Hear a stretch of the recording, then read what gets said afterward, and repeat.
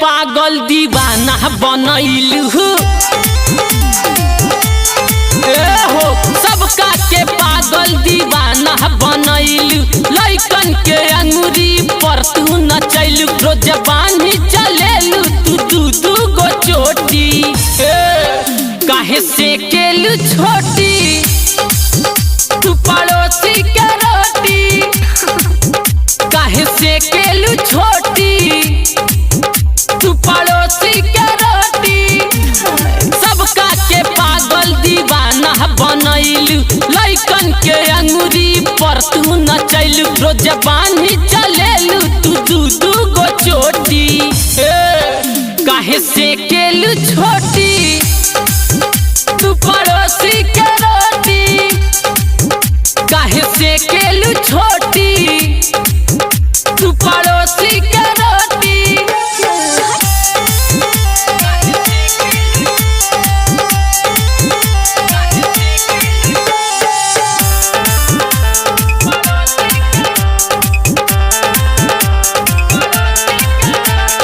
Ajay music recording studio बरगरवा।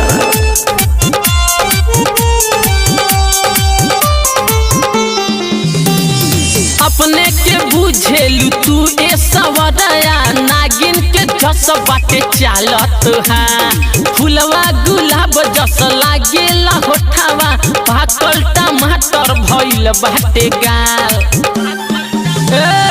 अपने के बुझेलू तू ए सवरया नागिन के जस बाटे चालत है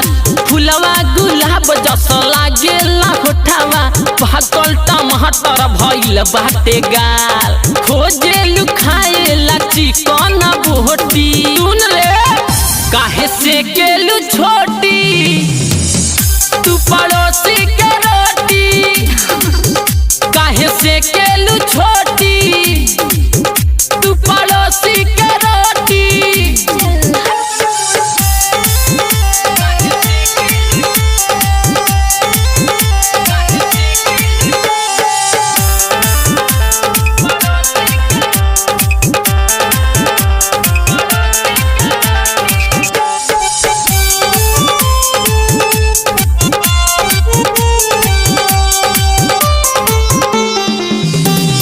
जहिया से अइलू गामे हल्फा मचैलू सबका में गोरी करैलू बवाल अजय लाल के तू पूंजी डूबहिलू अमित अनिल पीछे भइले बराबर का बारे तोरा में जहिया से अइलू गामे हल्फा मचैलू सबका में गोरी करैलू बवाल अजय लाल के तू पूंजी डूबहिलू अमित अनिल पीछे भइले बराबर फेरा में बिकाइल मुकेश के धन टूटी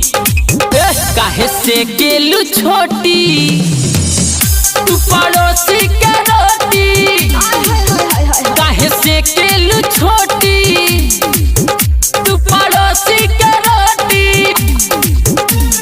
सबका के पागल दीवाना बनैलू लइकन के अंगुरी पर तू नचैलू रोज बांधी चलेलू तू दू दू गो चोटी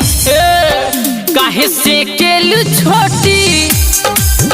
तू पड़ोसी के रोटी काहे से केलू छोटी तू पड़ोसी के रोटी अब सम्मान जो रे तोरा माई के अरे पूरा इंडिया हिली बाबू खाली तू देखत जा।